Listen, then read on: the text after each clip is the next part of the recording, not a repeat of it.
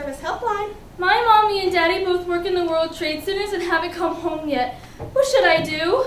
Emergency Service Helpline. My husband is missing. He works downtown in Tower 2. Emergency Service Helpline. My wife is a police officer. No one's heard from her since she went in. Is there any word yet? I have this story I tell a lot. Lots of people have a similar story, and everyone saw my story on TV to one extent or another. If you lived or worked in New York City in September of 2001, you've been asked to talk about it a lot too. This is just one person's story. Individual experiences get lost in the spectacle and the chaos of the towers coming down. This thing happened to me on my way to work back then. The story starts there anyway.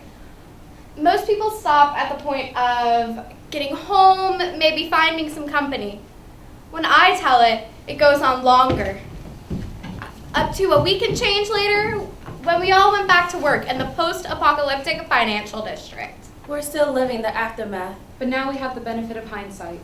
As I was saying, this thing happened to me on the way to work. Happened to a lot of people. All things considered, I'm really one of the lucky ones. Is it true you were really there? So, what happened? I worked, in the financial district in New York City. People don't necessarily realize that a lot of the grunt work of Wall Street is done by artists of some kind. At the time, I was one of those. An actor and a writer by night, and a corporate grunt by day. Big business supports the arts in more ways than you realize. Sometimes the receptionist you see preoccupied with work is doing something far out of the realm of the corporate world. Every morning, I would wake up way too early to take the A train to Chambers Street, under the World Trade Center, then get out and walk a few blocks to work, where the investment banking industry would give me a new appreciation for Kafka. On September 11th, 2001, I overslept a little. A little. Okay, so I was late to work again. Nothing worthwhile ever got done in the first hour or so anyway. So there was this rumble in the subway. Hey buddy, you hear something? What are you, a tourist? This is the subway. How are you going to tell one wormhole apart from any other? I thought nothing of it. Sometimes I think I remember it only in retrospect. I got out of the train and took the stairs up one level. In that station, that meant I was still underground, where the A and the C and the 1 and the 9 trains all met, not far from where the E terminated. The newsstand that supplied my morning candy was not far, near the entrance to the mall that was directly under the towers. As I went through the turnstiles, I saw a crowd of people running toward me. There's a very specific kind of fear that comes from a screaming mass of people headed right at you.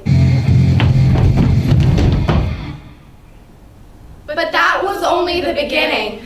What happened? Brian, get out of here! A plane just crashed into the World Trade Center. People were running everywhere. It was chaotic.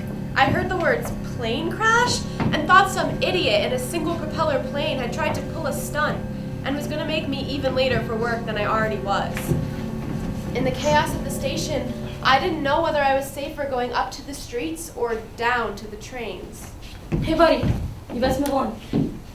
I went to the lady in the token booth to find out what was happening and if I should head up or down. What's going on? Go back down, get out of here. That woman may have saved my life, because until I spoke to her, I was going to head for the streets. I would have been right under the towers. I hope she got out herself while there was still time. I got onto an uptown train. Being that it was still rush hour, trains were easy to come by. At that point, subways weren't affected yet. When I asked the conductor what was going on, she didn't know. I heard something about a plane crash, but that was from you guys. If it doesn't affect us, we don't hear anything. Do you know how bad it is? Hey, like I said, all I know from you guys. If something just happened now, I won't know anything till the radio was, and that's only if it affects us. I took the subway one stop uptown to Canal Street and got out just east of Broadway. At the staircase where I got out onto the street, my view of the towers was blocked by a building. I was clued in that the situation was far more serious than I had originally anticipated by the clouds of black smoke overhead. When I turned the corner onto Broadway and saw both towers in flames, I was in disbelief. What happened? I don't know, man. They said a plane hit. Did you see it? No, I just got out of the subway. How did one plane do that to both towers? Somebody said it was 2 planes. No way 2 planes messed up that bad. I don't think it was an accident. I think it's terrorists. It's gotta be. When did the second plane hit? Maybe there was no second plane. Look at it. Maybe the plane hit and spun off and hit the next building. I'm no expert, but I don't think planes do that. At this point, you have to realize that I was still trying to get to work. You also have to realize that we in the streets knew less of what was going on than the people at home watching TV. Part of me knew that things were really bad, but it hadn't hit me that I was watching a whole lot of people die until later. I just kept looking at the towers and trying to get downtown.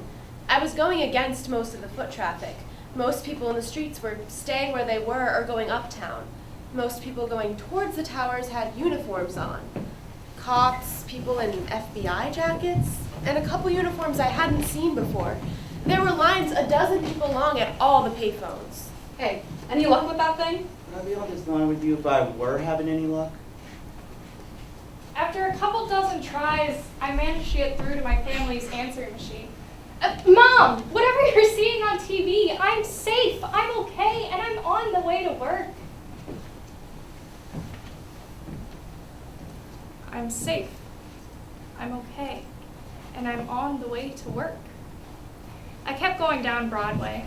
The sidewalks were crowded, but like I said, there were more people going uptown or standing still than going my way. The streets themselves were a steady stream of cop cars, ambulances, fire trucks, and these things that looked like spaceships on wheels. Mobile command centers, I think they're called. At this point, I could see things falling from the towers. I didn't know what they were. I thought it was some kind of debris. I learned later about the people throwing themselves from the burning floors. I try not to think about that now, even though the little falling specks play through my mind a lot. I kept trying to get further downtown.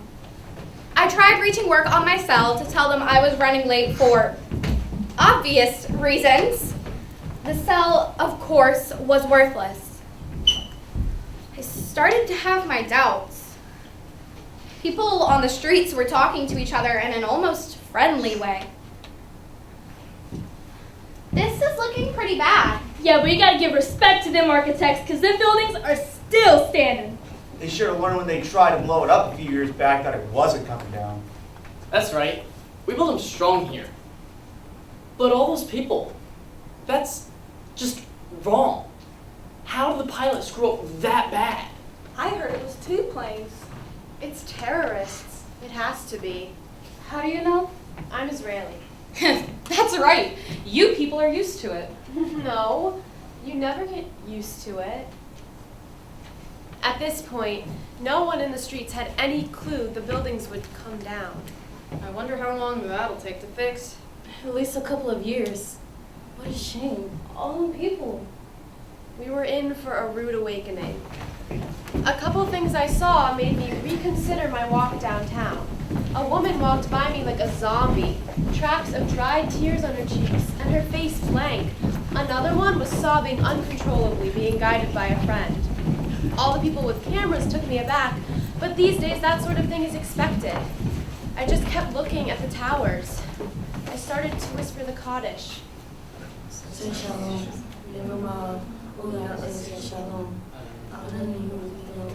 For those who don't know, that's the Jewish prayer for the dead.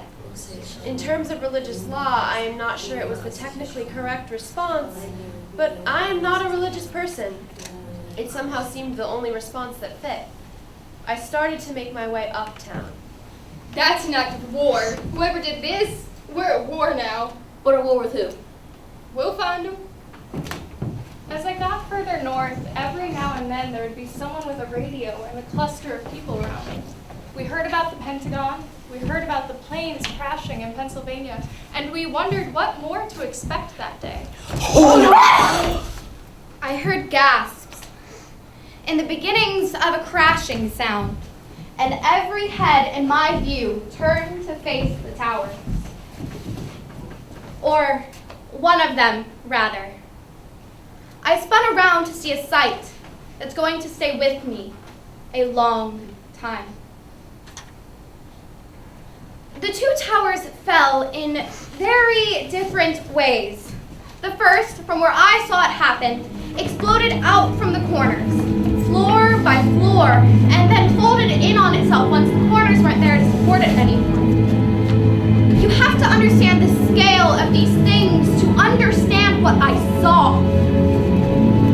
Though each floor exploded and burst out fast, the whole thing still took some time to come down. From the streets, you could still see it happen, piece by piece. I was a good enough distance away to see the huge clouds of dust and debris swallowing up everything they passed. But far enough away to be a bystander. I saw one man around my age collapse and sob before the tower had finished falling.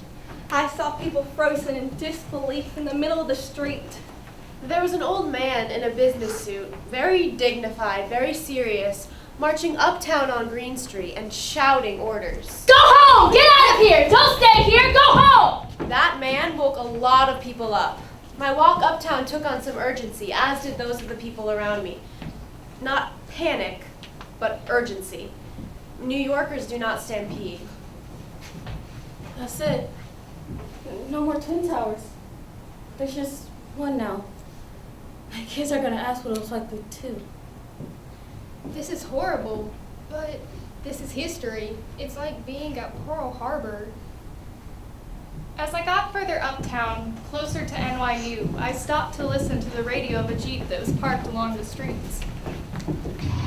A situation that started bad just gets worse and worse and worse.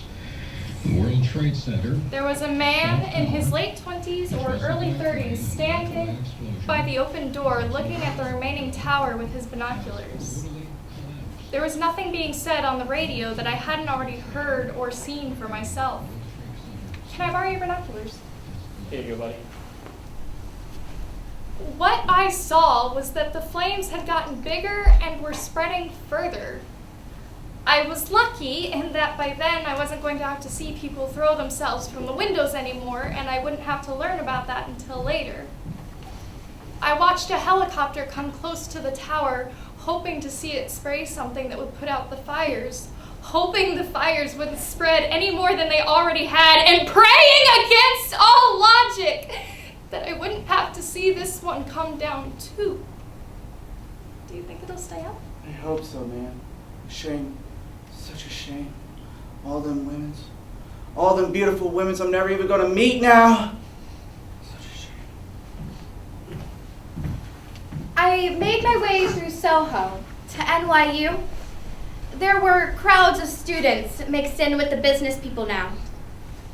And though we could still see the one remaining tower and the growing flames, we bystanders didn't feel as much in harm's way now. That changed fast. There was still one tower up. Tower 1, the one with the antenna. It had been hit closer to the top. It still stood, but you could see the flames getting higher and larger, even from a few miles away, just north of Houston Street. We thought that since the hole seemed to cover less area, that the tower might weather the damage. Little did we know. I was facing away from the tower. You could only stand and stare so much at once. I had my cell phone out again. Maybe my mother was home. Maybe she'd be there to get the call this time.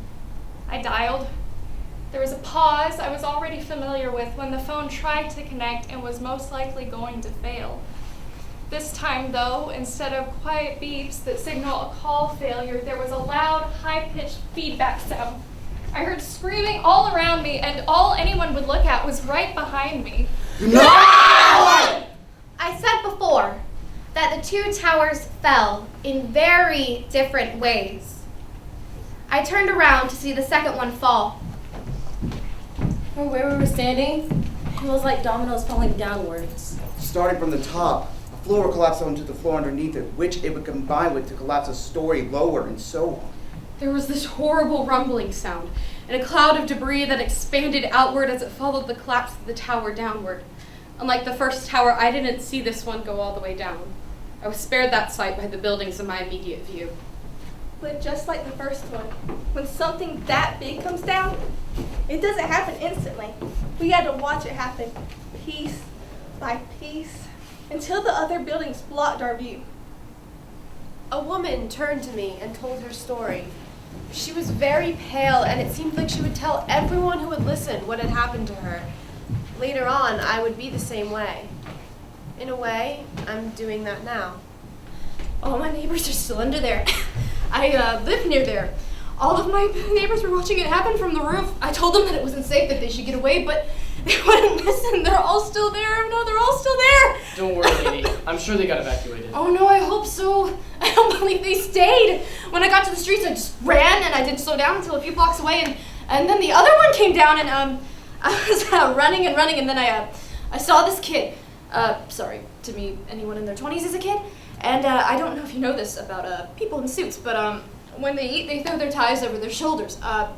Well, he was throwing up, and his tie was about to slip over his shoulder, and so I went to him and pulled the tie back and put my arm around him, and well, he finished, and then he got up and he put his arm around me, and I asked him, "Are you okay?" And he said, "Yeah." "Are you okay?" And I said, "Yes." And then we both started running again. But everyone in my building is still under there. I'm sure they all got out. I'm sure they all got out. Let's get you somewhere inside. You're in shock. Do you really think they all got out? I hope so, kid. I hope so. I learned later about how everyone in the area was evacuated by police and fire departments. I was glad to know that guy was right, whether he knew it at the time or not. I fell in momentarily with a businessman and a student. Hey, buddy, I'll give you $5 if I can use that cell phone to call my wife. If this thing worked, I'd give it to you and not even think about taking your money. You're welcome to try it. I've been trying to call home since this all started. I've got to get through to my wife. She hasn't heard from me since before we were evacuated. I think we should try to get to a landline. Listen, I live in the dorms right here. You guys can come in and use the phone if you want. Thanks so much. I've only been in New York for 3 weeks. We don't get this sort of thing at home. We normally don't get this sort of thing in New York either. Where are you from? New Orleans. Were you guys close? I was a couple blocks away. I was in the subway station underneath. Wow. I'm glad you guys are okay at least. Come with me. I've got a phone and there's a big TV in the lounge. We can find out what's going on. We started to follow her into a building. There was a huge crowd around the TV. In an apparent terrorist attack, both World Trade Center towers have been destroyed, and the Pentagon is on fire. I watched for a while. There were students everywhere, though a few people seemed out of place in the crowd of college kids. I was hoping the TV would tell me something I didn't already know, but nothing on the TV was either comforting or useful. Eventually, I was separated from my group. I realized I still had to get to a phone.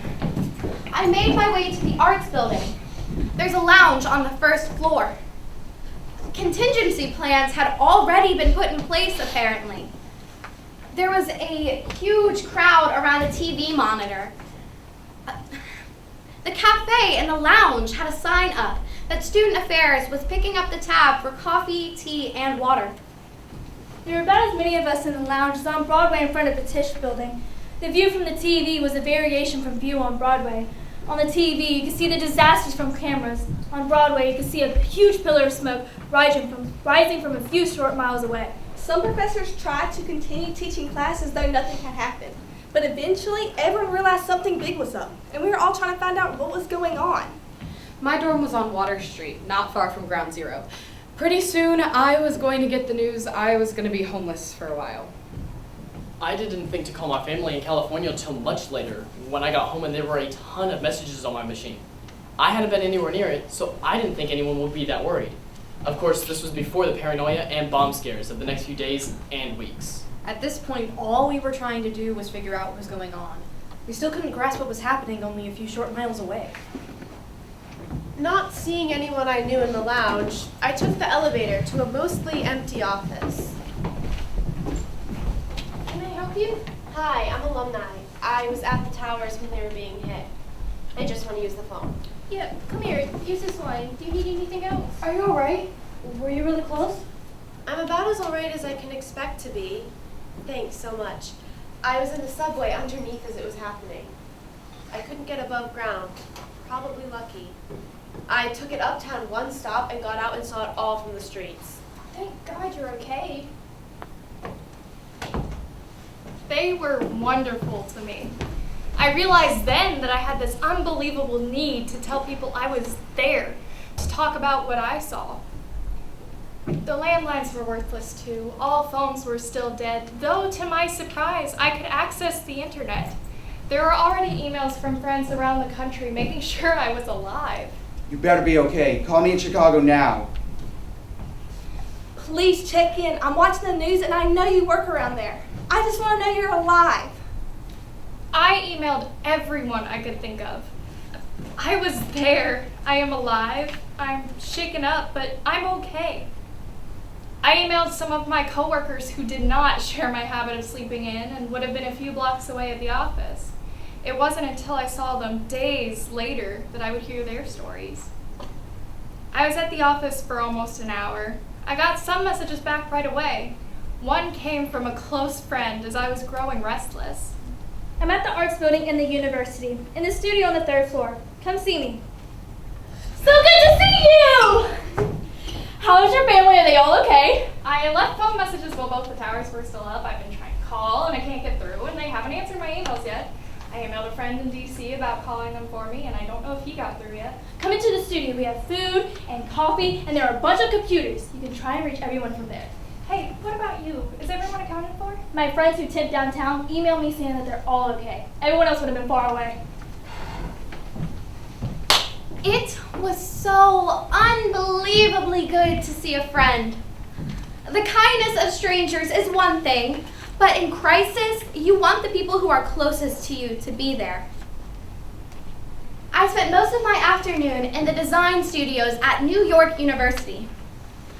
It felt calm and quiet and safe compared to the streets. I had coffee and water and an internet connection to follow the news and keep in touch with the rest of the world. I exchanged emails with everyone I could reach and read the news as it was coming in. I got in touch with my family. Everyone was accounted for. My father was supposed to be flying in from a business trip that day. It was a big relief to know his plane was grounded.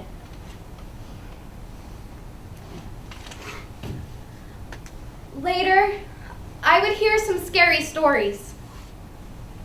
I'd hear about near-death experiences. But then and there, I knew the people closest to me were safe. It wasn't until the middle of the afternoon that we left.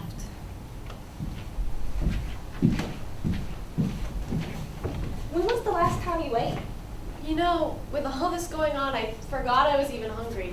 I didn't even have breakfast yet. Let's go then. While we were eating, someone managed to get through to me on my cell phone. Oh, thank God you're alive. You scared the heck out of me. I was so worried you were trapped underneath. Are you okay? Well, obviously I'm unemployed, but otherwise I'm okay. Unemployed? Yes. How can you joke? I'm joking because I'm still alive. Though I really am pretty sure I watched my job blow up a few hours ago. The next few days, I would get a lot of calls like that. There were other worries besides the job. I had deposited my last paycheck in a bank machine on the ground floor of the World Trade Center after business hours the day before. That was something that was going to need to be dealt with later on as well. At the moment, all I could think about was the food in front of me. I'm supposed to go meet my boyfriend up at a friend's house in Hell's Kitchen. You should come with me if you don't have anywhere to go. Maybe we can try to get blood on the way up. No one would have our blood. The blood banks were filled to capacity within hours of having been opened up. It would be like that for weeks. We walked uptown 50 blocks. The streets were empty of cars. This does not happen in New York. There were police everywhere, and I was glad to see them. Behind us, there was still that huge pillar of smoke. We spent some of the afternoon with friends, and my phone started working again. It took me 5 minutes to hear the messages, and I almost wore out my battery answering them all. One was from a friend who did not want to spend the night alone. She worked in a hospital uptown and spent the whole day waiting for victims that never came. I didn't want to be alone either. I decided to stop by my place to shower and change before heading back down the island to see my friend. Phone service was slowly returning.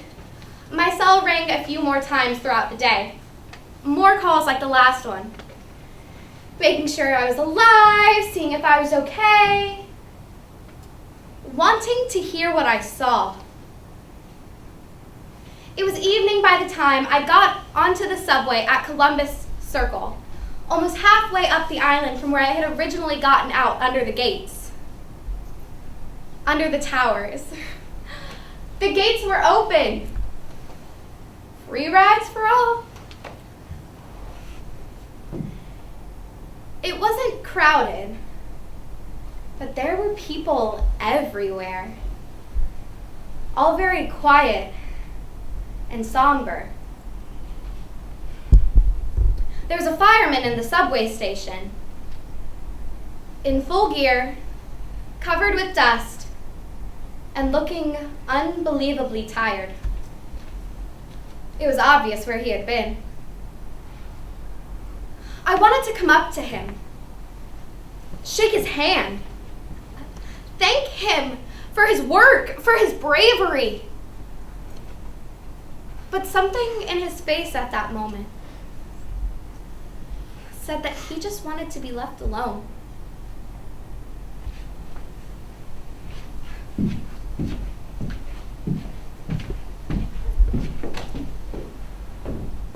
The next day, the streets were still empty of cars.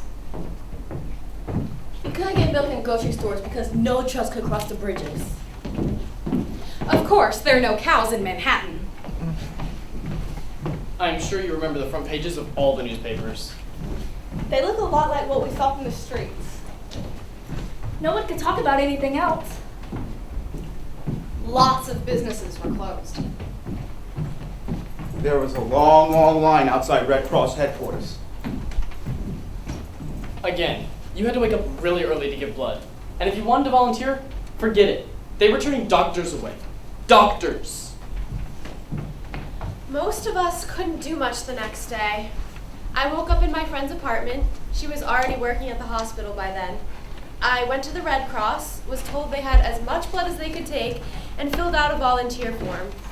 From uptown, you couldn't see the smoke, though for weeks there would be a pillar of smoke marking where the towers had been.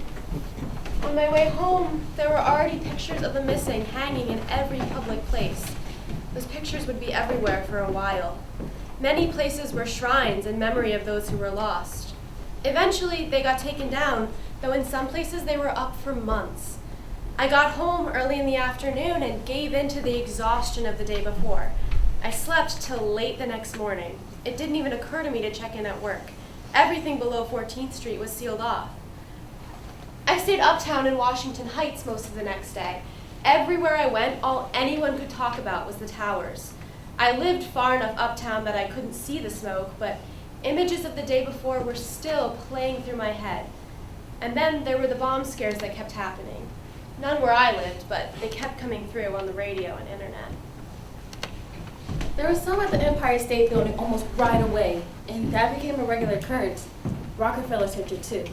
General paranoia was high. There was a fake Nostradamus prediction circulating about the next Great War, and twin brothers falling, and the great city in flames. Ooh, spooky. Want to hear spooky? I read that Nostradamus says you owe me money. You'll get nothing from me. In all seriousness, though, I jumped at every siren I heard. In New York, you hear a lot of sirens. If you jumped at every one, you must have had plenty of exercise. How about you when you heard a plane overhead a week later? Let's not talk about that. You know, this would all be easier if there was something we could do. Towards evening of the 14th, I received a very welcome call from an old friend. Hey, you still want to get on the volunteer crew? She worked for the Red Cross. All their employees were drafted to work on relief crews. Fortunately, the supply of volunteers was unbelievably high in proportion to the jobs available, even for those with specialized skills. We spent the entire night below the 14th Street line. Going downtown in the middle of the night on September 14th, 2001 was a quick drive. There was still no traffic. But once we got downtown, there were layers and layers of security barricades. Though, of course, no one was going to stop a Red Cross vehicle. The owner of a couple of Starbucks had donated lots of time and coffee to the cause. The canisters were going to be distributed between rescue workers. The kid at the coffee shop said he'll brew his head off for us. We made coffee until about 5 a.m. Just doing something, anything to help, made us feel so much better. At maybe 3 a.m., a woman walked up to the coffee shop with a poster. Hey, I'm looking for my partner. Can I put a flyer here? Sure. Thanks, buddy. Listen, if you see him, call the number. Everyone's really worried. Much of the city was wallpapered with posters like that. Walls and walls of missing people. Many places had flowers and candles as well. When the truck was full, there was a murmur among my crew about wanting to see Ground Zero. What do you want to see that for? It's off limits anyway. I have to say it, or at least try to. Me too. I say we go for it. I was there. I saw them fall. I want to see. The worst that can happen is we get turned away. Okay, but for the record, I'm against this. On the drive down, I noticed a box of teddy bears and stuffed dogs in the truck. Who are we feeding the teddy bears to, or are these for kids? They're for the people in the shelters, kids and adults. If you just had your home blown up, you take what comfort you can get. The little stuffed dogs didn't look quite as silly to me after that. Once we got to Ground Zero, it began to look more and more like a demilitarized zone. Past 14th Street, it was just police. Lots of police, and police from all over the country. But now there were soldiers mixed in with the police and military vehicles. And the closer we got to the place itself, the more we knew we were beyond civilian territory. We got really close, almost to the gates. There was this massive pillar of smoke, and that smell that we were all learning to get used to and trying not to get used to got stronger. Sort of sour, like burnt concrete with something else mixed in that you didn't want to think about. We were able to see debris and the remains of the lower walls of the towers through the smoke.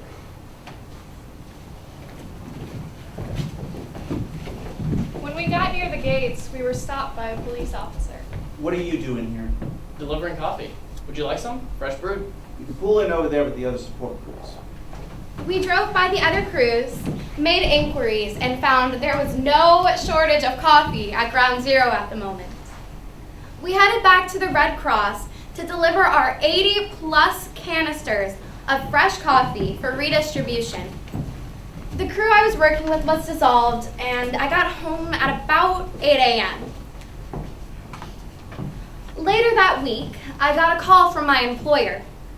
All the niceties of the situation were observed. That is, verification I was in one piece, physically and emotionally, and seeing if I had lost anyone in the attack. Not that these niceties were not heartfelt, but in the state of the city at the time, it was just good manners to check vital signs. It seems Wall Street was to reopen that coming Monday. The day arrived and I got ready to return to work. It seems I was to be closer to the aftermath than I had thought. When the train reached the empty Chambers Street World Trade Center station where my story began, it passed through slowly and without stopping. Everyone became very quiet, and we all passed through in silence.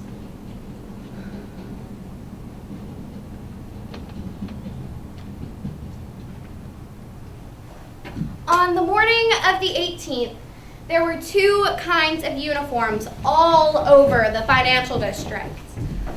One army was in camouflage, the other, corporate casual. There was a somber and determined mood in most offices. A lot of stories of the week before were exchanged. We were only a few blocks away. We found out via the intercom, then stopped working and watched the entire thing from TV in the company cafeteria. Not long after the buildings fell, we decided we couldn't stay.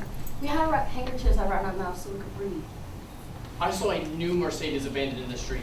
It was completely covered with dust and debris. We walked home in shock, not even stopping until we were in Midtown. My main office was in One Liberty. I couldn't go back and get my things. They were still worried that it might collapse. One Liberty would dominate the skyline in most cities. It's about half the size of one of the towers, which is saying a lot. Early on, you couldn't get anywhere near it. I remember spending most of September 10th there. Eventually, it was reopened. Some people didn't come back to work that Monday. They said they'd never be able to go to the Wall Street area again. A few that said that came back within a few days. Others moved out in New York. Pictures of the missing were plastered everywhere.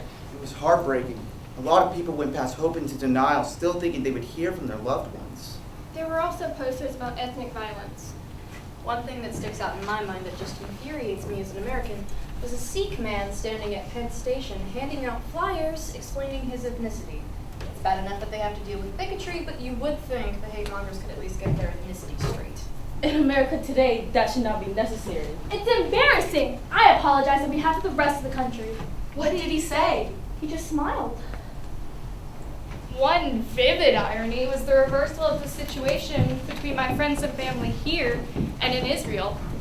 Just this once, everyone there was calling here to see that we had survived the terrorism, rather than vice versa.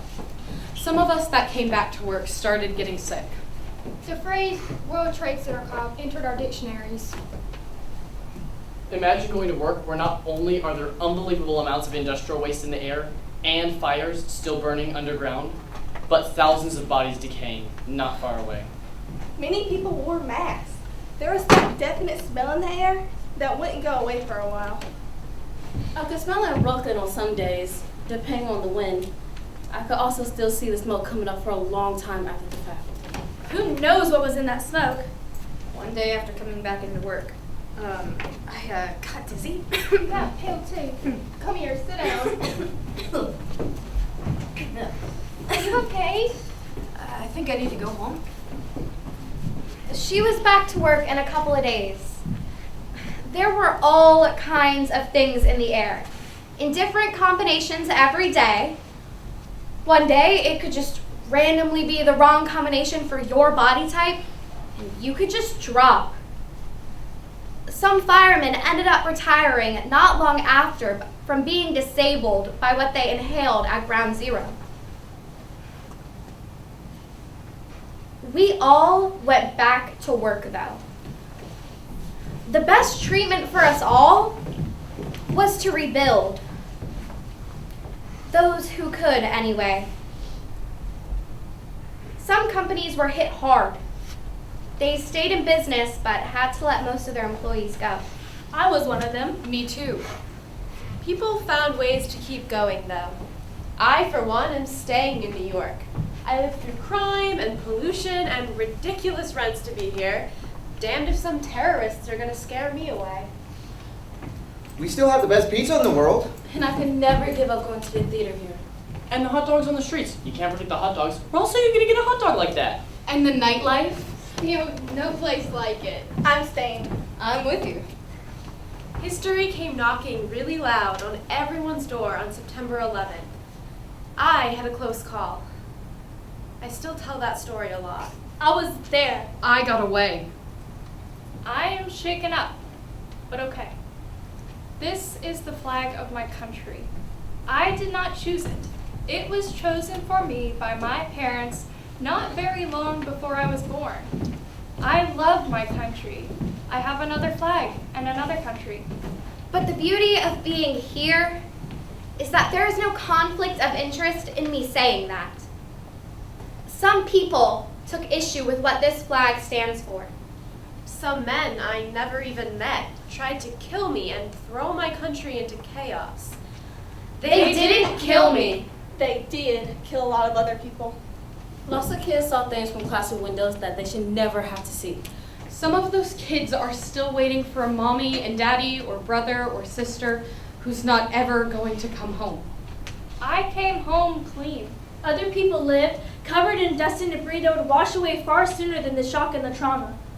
Other people had closer calls than I did. I was just a bystander, really. Not long after, some people were afraid to leave their houses. Some people are so scared they're thinking of leaving New York. I will not leave. I will live my life. I will rebuild. We will mourn the dead and heal the injured. We will have justice, and we will have peace. The term "and justice for all" has implications that cannot be ignored here. I hear you there. I will not live in fear. We will live our lives. We will rebuild. We will not live in fear.